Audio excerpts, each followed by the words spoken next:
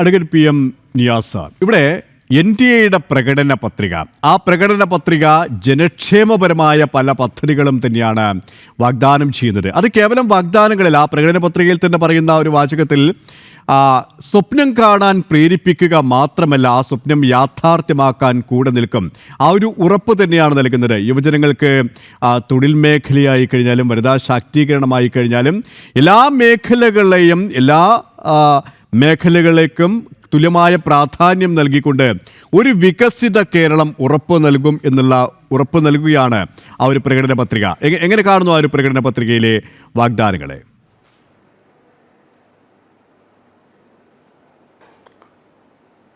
സുരേഷ് കുമാർ, പ്രകടന പത്രികയിലെ വാഗ്ദാനങ്ങൾ എങ്ങനെ വേണമെങ്കിലും ആർക്കും എഴുതാം. ആരാണ് അത് പറയുന്നവരുടെ ക്രെഡിബിലിറ്റി എന്താണ്? കഴിഞ്ഞ കാലങ്ങളിൽ കേരളത്തോട് ബി ജെ പിക്ക് നേതൃത്വം നൽകുന്ന നരേന്ദ്രമോദിയും അതുപോലെ അമിത്ഷാ ഉൾപ്പെടെയുള്ള BJP നേതാക്കന്മാർ കേരളത്തോട് കഴിഞ്ഞ കാലങ്ങളിൽ നടത്തിയ പ്രവർത്തനം എന്താണ്? ഇതൊക്കെ പരിശോധിച്ചല്ലേ നിങ്ങൾ നൽകുന്ന പ്രവർത്തനങ്ങളെക്കുറിച്ച്, നമുക്ക് ഉറപ്പുകളെക്കുറിച്ച് കേരളം വിലയിരുത്തുകയുള്ളൂ. നിങ്ങൾ ആലോചിക്കേണ്ടത് ഇപ്പോൾ പറയുന്നത് എന്തെല്ലാം കാര്യങ്ങളാണ് പറയുന്നത്. ഞങ്ങൾ അങ്ങനെ ചെയ്യും, ഇങ്ങനെ ചെയ്യും. ഒറ്റ കാര്യം ഞാൻ പറയാം. നിങ്ങളിപ്പോൾ പറയാൻ പോകുന്നത് 2 കുറ്റി ഗ്യാസ് ഞങ്ങൾ ഫ്രീ ആയി കൊടുക്കും. ഞാൻ ചോദിക്കട്ടെ, ഗ്യാസിൻ്റെ സബ്സിഡി കാലങ്ങളായി, പാചകവാതകത്തിൻ്റെ സബ്സിഡി ഘട്ടം ഘട്ടമായി കഴിഞ്ഞ BJPയുടെ 15 വർഷക്കാലം കൊണ്ടാണ് നിങ്ങൾ മാറ്റിയത്. BJP അധികാരത്തിൽ വരുന്നതിന് മുമ്പ് ഉണ്ടായിരുന്ന സബ്സിഡി ഏത് മേഖലയിലാണ് നിലനിൽക്കുന്നത്? ഇപ്പോൾ നിങ്ങൾ പറയുന്നു ഞങ്ങൾ 2 സബ്സിഡി കൊടുക്കുന്നു. ഞാൻ ചോദിക്കട്ടെ, ഉള്ളതൊക്കെ കയ്യിൽ നിന്ന് പിടിച്ചു പറിച്ച കൊള്ളക്കാർ നിങ്ങൾക്ക് നാളെ മുതൽ 10 രൂപ തരും എന്ന് പറഞ്ഞാൽ അത് നമുക്ക് വിശ്വസിക്കാൻ പറ്റുന്ന കാര്യമാണ്? അപ്പോൾ നിങ്ങൾ ആലോചിക്കേണ്ടത്, ഇപ്പോൾ നല്ല വിളകൾക്ക് താങ്ങുവില നൽകും MSP. എന്താണ് MSPയുടെ സ്ഥിതി? ഇന്ത്യയിലെ കർഷകർ നിങ്ങളുടെ സർക്കാരിനെതിരെ, BJPയുടെ നരേന്ദ്രമോദിക്കെതിരായി എത്ര വർഷമായി ഏതാണ്ട് 700 പേരാണ് ആ കർഷക സമരത്തിൽ ജീവൻ ഹോമിക്കപ്പെട്ടത്.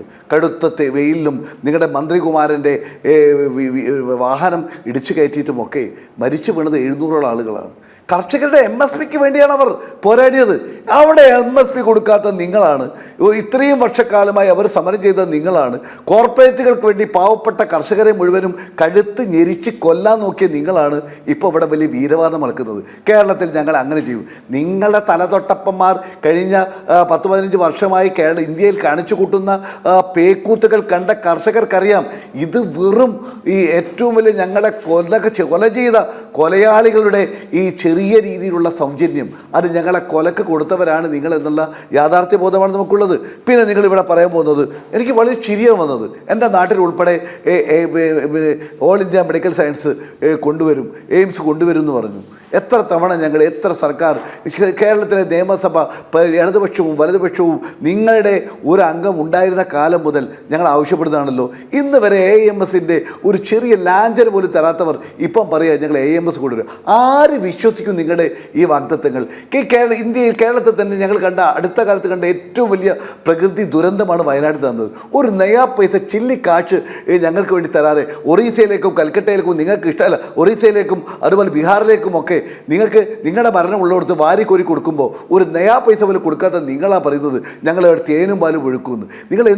ഞാൻ ചോദിക്കട്ടെ, നിങ്ങൾക്ക് എന്തും പറയാം, പക്ഷെ നിങ്ങളുടെ പ്രവൃത്തികൾ കഴിഞ്ഞ 10-12 വർഷക്കാലം ഇവിടെ നോക്കിക്കണ്ട കേരളത്തിലെ ജനങ്ങൾക്കറിയാം നിങ്ങൾ ഒന്നും ചെയ്യാത്തവരാണ് എന്ന് ഞങ്ങൾക്ക് ബോധ്യപ്പെട്ടു. ഞങ്ങൾ നിങ്ങളുടെ CPMൻ്റെ BJPയുടെ ഒരുപാട് നേതാക്കൾ വഴി ചോദിച്ചു, നിങ്ങൾക്ക് എന്തൊക്കെ ന്യായീകരിക്കാൻ പറഞ്ഞാലും നിങ്ങൾ വയനാട് കാര്യത്തിൽ ഒരു ചില്ലിക്കാശ് തരാത്ത നിങ്ങൾക്ക് എങ്ങനെ ന്യായീകരിക്കാൻ പറയും? നിങ്ങളിപ്പോൾ വിഴിഞ്ഞത്തെക്കുറിച്ച്, ഞാൻ തിരുവനന്തപുരത്ത് സംസാരിക്കുന്നത്, വിഴിഞ്ഞം തുറമുഖത്തെക്കുറിച്ച് വലിയ വീരമായ അവകാശവാദങ്ങൾ ഉന്നയിക്കുന്നത്. എന്ത് കോൺട്രിബ്യൂഷനാണ് കേന്ദ്ര ഗവൺമെൻറ് വിഴിഞ്ഞത്തിനെ കുറിച്ചുള്ളത്? നിങ്ങൾ അംഗീകാരം തന്നു, അനുമതി തന്നു എന്നതല്ലാതെ നിങ്ങൾ എത്ര പൈസയുടെ മുടക്കാണ് നിങ്ങൾ നടത്തിയിട്ടുള്ളത്? നിങ്ങൾ ആലോചിക്കണം. അപ്പോൾ വിഴിഞ്ഞത്തെക്കുറിച്ച് ഒന്നും ചെയ്യാത്തവർ ഇപ്പോൾ മെട്രോയെക്കുറിച്ച്, ഞങ്ങൾ കോഴിക്കോടും അതുപോലെ തിരുവനന്തപുരത്ത് മെട്രോ ഉണ്ടാക്കും. കോഴിക്കോട് മെട്രോ നിങ്ങൾ വന്ന സമയത്ത് നിങ്ങൾ തീരുമാനിച്ചല്ലേ കോഴിക്കോട് മെട്രോ വേണ്ട, മോണോറെയിലും വേണ്ട, ഒന്നും വേണ്ട.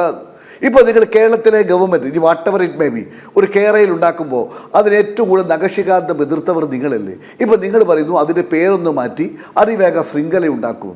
പണ്ട് പ്രീ ഡിഗ്രി ബോർഡിനെതിരെ സമരം ചെയ്ത CPMകാരൻ +2 ബോർഡ് ഉണ്ടാക്കിയ പോലെയാണിത്. നിങ്ങൾ ചെയ്തു കൂട്ടിയ കാര്യങ്ങൾ, അത് എതിർത്തിരുന്ന കാര്യങ്ങൾ, അവയൊക്കെ ഇപ്പോൾ അങ്ങ് തേനും പൊടിയും വെച്ച് ആക്കിയാൽ കേരളത്തിലെ ജനങ്ങൾ നിങ്ങളെ വിശ്വസിക്കുന്നു വരുന്നു.